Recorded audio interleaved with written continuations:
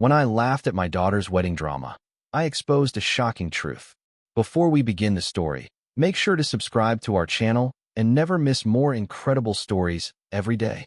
When I laughed at my daughter's wedding, I didn't expect the truth to break. It wasn't a belly laugh, more like a small release when the florist's arch leaned the wrong way and the maid of honor caught at a falling chandelier. People startled, then chuckled. My ex-wife, Linda, shot me the look she's perfected since 1996. John, don't. Anna, my daughter, stared down at her bouquet as if she could press the petals flat and rewind the day. Mark, her groom, touched her elbow and whispered something I couldn't hear over violinist restarting Pachelbel. But the sound traveled. It reached the second row where Aunt Ruth sat with a mouth like a line of chalk. It reached one of Mark's cousins, drunk and brave, who muttered, "Man thinks everything's a joke." And then it reached a groomsman I didn't know well, who said too loud. Same laugh he had when the clerk corrected the father's name. The father's name. The words hit me like a glass thrown against stone. I turned, slow and stupid, scanning faces for a clue this was still ordinary life. Linda tightened her lips. Ruth's eyes flicked to me. Anna missed her cue to hand the bouquet to the maid of honor. The arch stayed upright. I'm John, 58. I fix things for a living. Wood, hinges, porch steps that sag in humid summers. I assumed families worked like houses. Keep the frame square, sand splinters, paint over stains. You don't tear out a load-bearing wall during a ceremony. We divorced when Anna was 12, and I've bent my life since then around being steady from the edges, showing up with chairs, tools, checks, a joke when the room needed relief. After the vows, Linda brushed past me and hissed, "Don't start." I said, "Start what?" As if words could be cock. Ruth touched my sleeve. "Don't stay late," she murmured. "We'll talk tomorrow." Her hand shook. Mine did too. At the reception, when Mark's mother gave a toast about binding families, a photo in the slideshow flashed past too quickly. And a newborn, wristband visible, Linda's hospital hand holding her like a secret. I laughed again, smaller, because sometimes laughter is a match you strike in a dark attic. And Mark's cousin murmured to a groomsman, "I heard the first certificate didn't match the story." And suddenly, I feared the certificate would ruin everything tonight. Linda and I married at 27 with stubborn hope. We bought a small house with a crooked porch and fixed it in pieces, promising big things would feel small if we kept moving. Then work got bigger, time got smaller, and laughter turned into punctuation at the ends of sentences rather than music in the middle. We were good parents and poor partners, mostly. By the time Anna hit middle school, our fights sounded like two people arguing through a wall. We split before we broke, told ourselves it would keep the frame square. But the little humiliations took root anyway. Linda's favorite was about my trade. John fixes other people's problems because he can't fix his own. It always earned a laugh in rooms where I didn't belong. I built decks for those rooms. I learned to take the joke like aspirin. Meant to help, never did. Ruth used to squeeze my shoulder afterward and say, "You know how she is," the same way people talk about weather. At the wedding rehearsal, the old rhythm returned. Linda corrected my posture at the aisle, my tone with the coordinator, my timing with the toast. Anna watched us with eyes wanting peace and expecting none. Mark hovered, polite, not yet drafted. I smiled the way men smile when they want to be useful and invisible at once. Then came the fresh wound. During the father-daughter dance planning, the DJ asked what song.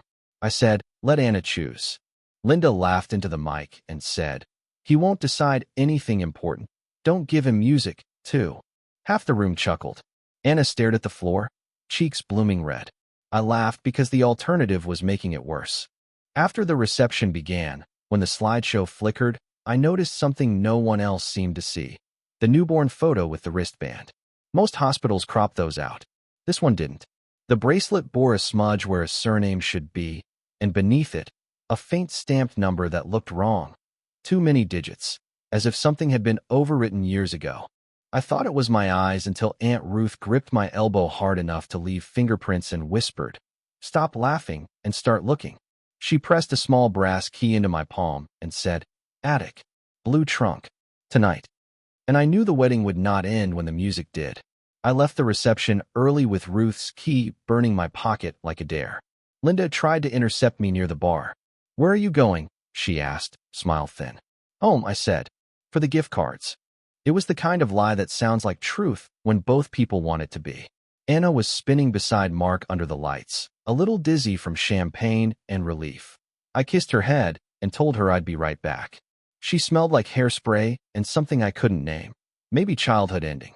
The old house creaked in greeting when I opened the door. Night made the hallway a tunnel. I climbed the attic ladder, counting rungs the way I do on a roof. Steady, slow, forgiving nothing. The blue trunk sat under the eaves, dust like flour on its lid. The key turned with a stubborn sigh.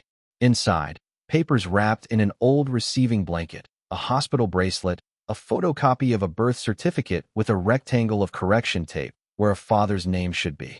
My own name appeared faintly beneath the tape, as if someone had pressed too hard when hiding it and left an echo. The certificate's seal was legitimate. The revision date was not. 27 years ago, the county switched forms. This one used a header from the old template with a footer from the new. Sloppy forgery is an oxymoron that ruins lives. Beneath the certificate lay a letter, the paper gone soft with decades. I recognized the tidy, impatient handwriting at once. Linda's. For the clerk, please correct our record to reflect the father's acknowledgement. It began, the word acknowledgement spelled in the British style Linda prefers when she wants to look educated. A second letter, same hand, to an attorney named Benson, thanked him for resolving the embarrassing discrepancy without a hearing. My laugh from the ceremony echoed in my head like a cruel joke told by a younger man I used to be. A car door thumped outside. Headlights strolled across the front windows. I froze on the attic floor, letter in hand, dust in my throat, as a second set of footsteps hit the porch. Linda called up the ladder. Take one more thing, and we're done. Linda's voice carried up the attic ladder with the same sharpness that once cut me down in front of neighbors and PTA meetings. Put it back, John, she said, like I was a boy caught stealing cookies. I didn't move. The letters in my hand trembled, not from guilt, but from recognition. This wasn't just paperwork. This was intent. She climbed 2 rungs before I said, don't. She stopped, her head just visible at the opening. Anna doesn't need this, she hissed. She has a husband now. Let her be happy. She also has a right to the truth, I said. My laugh from earlier replayed in my mind, the way it set this avalanche rolling. Maybe I'd been laughing at myself, at the idea I ever thought secrets stayed buried in families like ours. Linda's face hardened. You think you're the hero? You'll ruin her wedding day forever. She deserves more than a day, I answered. Her silence landed heavier than shouting. She withdrew, steps deliberate, as though retreating to plan. I heard the door slam, the car start, gravel spit from tires. She wasn't finished. Linda never surrendered. She regrouped. I sat in the attic for an hour, reading letters over and over. The correction tape, the polite lies, the clerk's signature that didn't match county records. The more I read, the more my certainty grew. This wasn't a mistake, it was a cover-up. I packed the papers back into the blanket, slid them into a satchel, and locked the trunk again. My hands were steady now. Ruth had known. That's why she gave me the key. But why had she waited 27 years to hand it over? When I returned to the reception hall, Ruth was gone. And on the head table, Anna's bouquet lay abandoned, petals scattered like evidence. And I realized Linda wasn't the only one who knew what was hidden. The next morning the phone rang before sunrise. It was Anna. Her voice wobbled like glass under strain. Dad, she said, people are saying you left the wedding angry. What's going on? I wanted to lie, the way I'd always done for her peace. But the satchel on the table beside me whispered too loud. Anna, there are things about your birth, about the paperwork. Stop. She cut me off. Mom already told me you're trying to make drama. She said you've always resented her. Don't drag me into it. Her words pierced sharper than Linda's ever could. I'm not dragging you. I'm trying to give you a choice, I said. Come tonight. Ruth and I will show you. She sighed, the way she did as a child when she didn't want to eat her vegetables. Fine. But if this is one of your jokes, I'll never forgive you. After the call, I drove to Ruth's. She greeted me with coffee and the kind of hug that steadies bones. On her dining table lay another pile of documents. Newspaper clippings, a faded photo of Linda with a man I didn't know, and a court docket number scribbled in Ruth's hand. Why now? I asked. Ruth's eyes welled. Because you laughed. Because the truth was going to spill anyway. Better from you than through gossip. I sifted through the clippings. The man beside Linda wore the same grin I saw on Mark last night. The headline read, "Local businessman cleared after paternity settlement." The date matched Anna's birth year. I stared at Ruth. "You're saying?" "I'm saying Linda married you because you'd protect Anna. No questions asked," Ruth said. "And you did. Too well." I leaned back, chest hollow. My whole life bent around the promise to hold my daughter steady, and it was built on half-truths and forged seals. That evening, Anna knocked on Ruth's door with Mark behind her. Her eyes were stormy, her bouquet already wilting. She crossed her arms. "All right, Dad, show me your so-called truth." And I realized I had only one chance to prove I wasn't the liar. I spread the papers across Ruth's table like a grim buffet. Anna leaned forward, eyes scanning the correction tape, the mismatched certificate, Linda's letters. Mark hovered behind her, arms crossed, jaw tight. "This doesn't prove anything," Anna said finally. "Paperwork gets messy." "It wasn't messy," Ruth interjected. "It was deliberate. Look at the letter to the attorney. Look at the date." Anna's hand shook as she picked it up. "Mom wrote this." "Yes," I said softly. "And the man in that photo with her, he's not just some friend. He's the reason these letters exist." Ruth kept the clippings. Mark picked up the newspaper, his brow furrowed. "This guy, he looks like me." His voice cracked slightly. "Hell, he looks like you, Anna." Anna dropped the clipping as if it burned. "So what are you saying? That mom lied about my father? That you—" Her eyes flooded. "That you're not my dad?" The room went still except for the clock on Ruth's mantel. I reached for her hand, but she pulled back. "I'm saying I've always been your father in every way that mattered," I said. "But the truth is, someone tried to rewrite history before you were old enough to know." Anna's chest heaved. She stood abruptly, chair scraping tile. "I can't. This isn't real. Mom warned me you'd ruin this." Mark touched her arm. "Anna, look at the dates. Look at the signatures." Her gaze darted between us, frantic, like a cornered bird. Then she shook her head and stormed out, Mark following. The door slammed. The bouquet tumbled from her hands and scattered across Ruth's porch. Ruth's eyes filled with sorrow. "She'll come back," she whispered. I wasn't so sure. Because Anna hadn't just walked away from the documents. She'd walked away from me. And I knew Linda would use that distance to tighten her grip completely. The following week blurred into sleepless nights and endless cups of coffee. Ruth and I spread the papers across her dining table like puzzle pieces, trying to make timelines align. But nothing did. Birth records, hospital forms, legal filings, all twisted together like someone had forced them to fit an image instead of the truth. At the courthouse archives, I requested the official copy of Anna's birth certificate. The clerk, a young man with glasses slipping down his nose, frowned as he shuffled through files. "Strange," he said, tapping his screen. "This document's been amended twice. That almost never happens." "Twice?" I asked, my throat dry. "Original father listed, then a correction, then a replacement issued a year later," he explained. "But the signatures don't match. Look, this one's shaky, this one's confident. Both supposed to be the same clerk." I took the copies, my hands trembling. Ruth whispered, "Linda had help. No one gets away with this alone." Later that evening, I visited the library to chase down the man in the photo with Linda. Microfilm reels spun under my fingers until his name leapt out, David Harper. The same businessman from the article Ruth had saved. His company dissolved 27 years ago after a scandal. The settlement docket tied him to a paternity case that was sealed shortly afterward. I sat back, pulse pounding. This wasn't gossip anymore. It was a legal paper trail.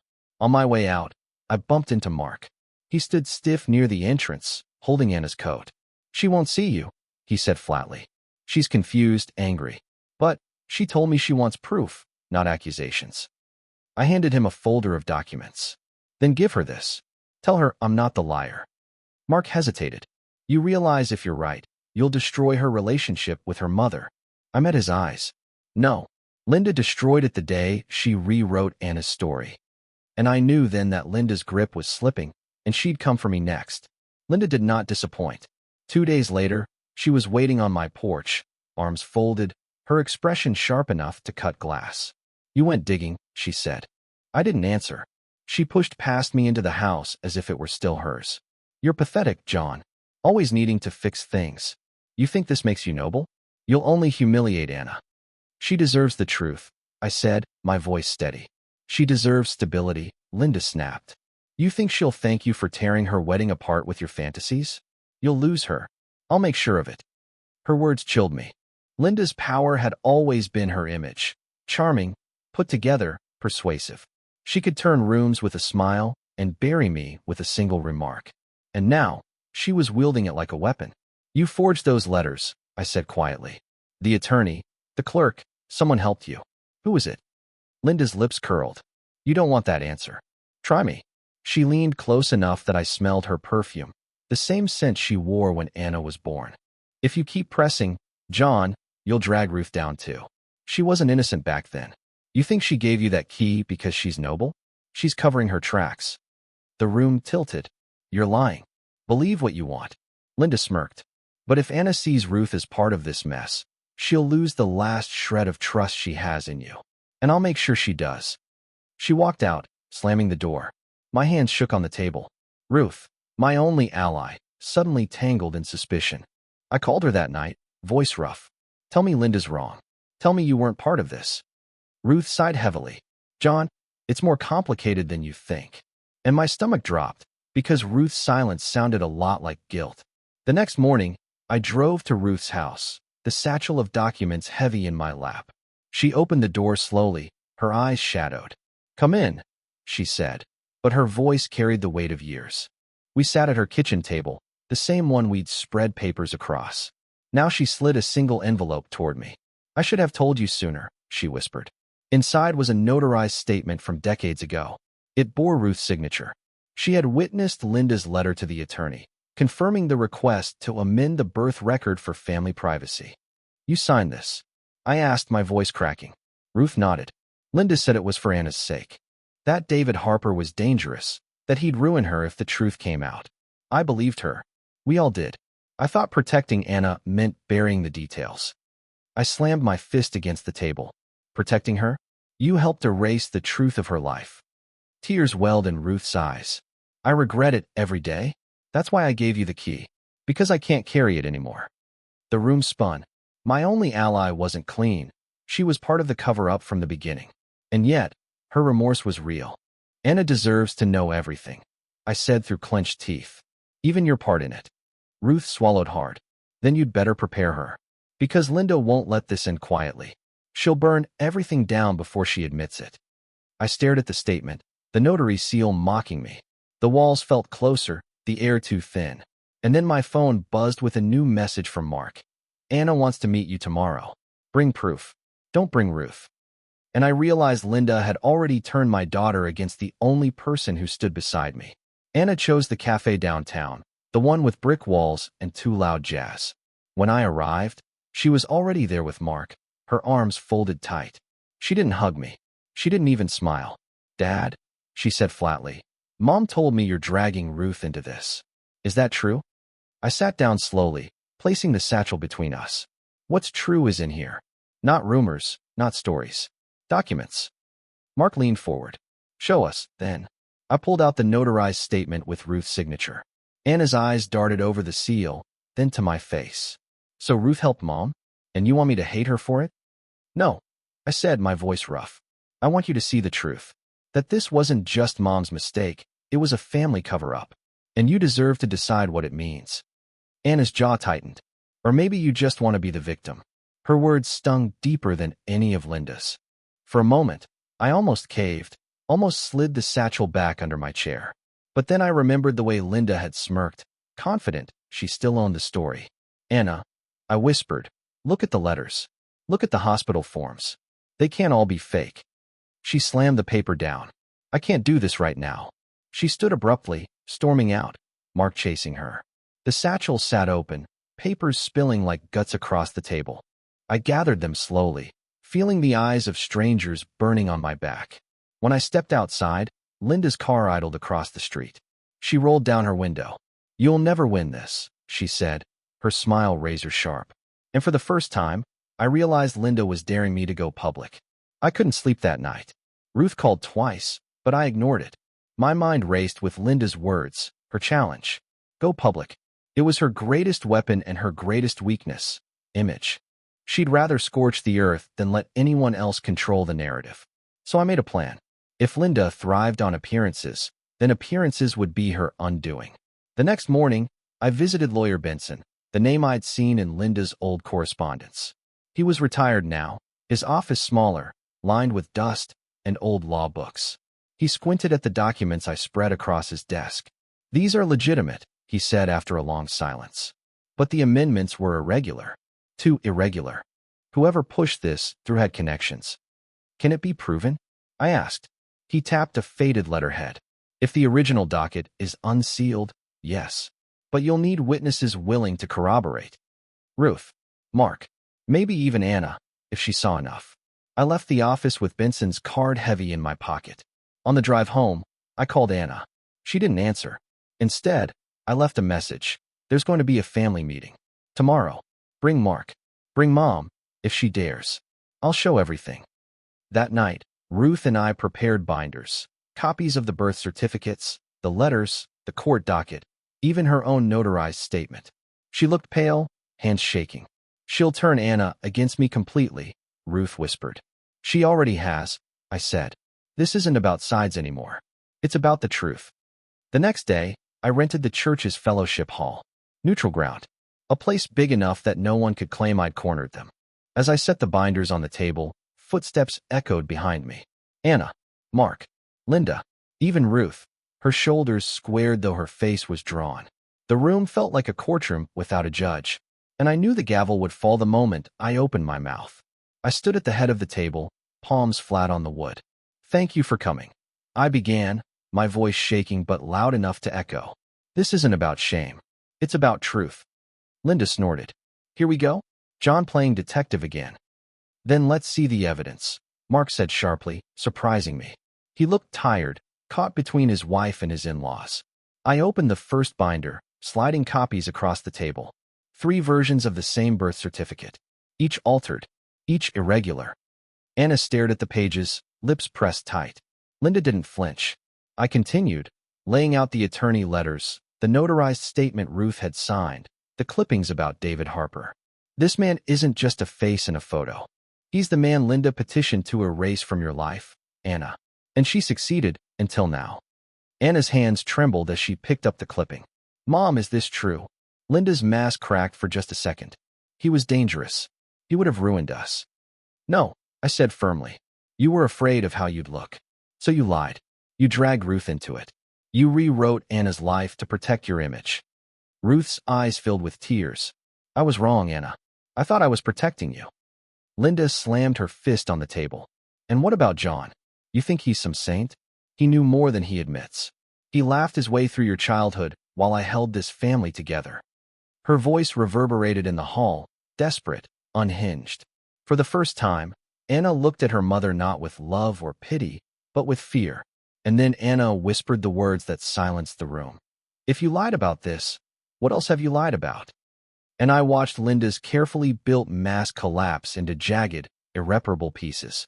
The silence after Anna's question was heavier than the church walls could hold. Linda's mouth opened, but no words came out. Her hands trembled as she tried to gather the papers, scattering them across the table. Anna pushed back her chair. "All my life you told me Dad was weak, that he avoided the hard stuff. But you," her voice cracked, "you lied to everyone. To me." Mark placed a steadying hand on her shoulder. Linda's eyes darted, desperate. "I did it for you," she pleaded. "You wouldn't understand. You needed stability. I gave it to you." "No," Anna said, her voice like glass breaking. "You gave me a fantasy." Ruth wept quietly, whispering apologies that barely reached the air. I sat frozen, watching decades unravel in a single afternoon. Linda's desperation turned vicious. "John, this is your fault. You could have left it buried. You chose this circus." I stood slowly. "I chose the truth. Because Anna deserves it, no matter how ugly." Linda's mask shattered completely. She screamed, sweeping the binders to the floor, pages fluttering like white birds into silence. Then she stormed out, the slam of the door echoing down the empty hallway. Anna sank into her chair, head in her hands. Mark crouched beside her, whispering comfort. I wanted to reach for her, but my hands stayed frozen on the table. Because now the truth wasn't the question. The question was whether Anna would ever forgive me for exposing it this way. And I feared that in revealing Linda's lies, I had broken my daughter too. The days that followed were brutal. Anna refused my calls, retreating into the cocoon of her new marriage. Linda disappeared into silence, though I heard whispers she was staying with an old friend out of town. Ruth came by often, her face pale but resolute. "Give Anna time," she said. "Truth burns before it heals." I wanted to believe her, but the distance gnawed at me. Work blurred into background noise. Nights stretched long, replaying Linda's face collapsing under Anna's question. One evening, my phone finally lit up with Anna's name. I answered breathlessly.